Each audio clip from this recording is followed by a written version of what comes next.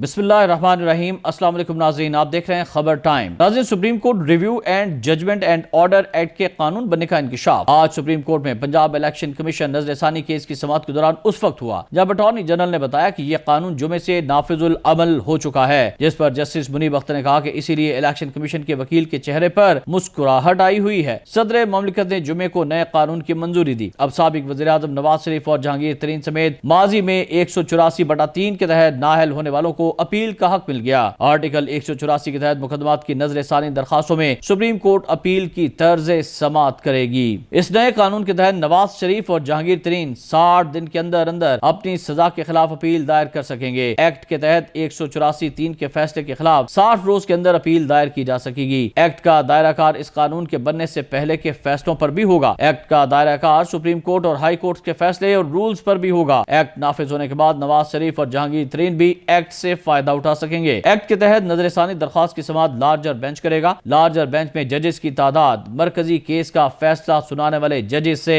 ज्यादा होगी।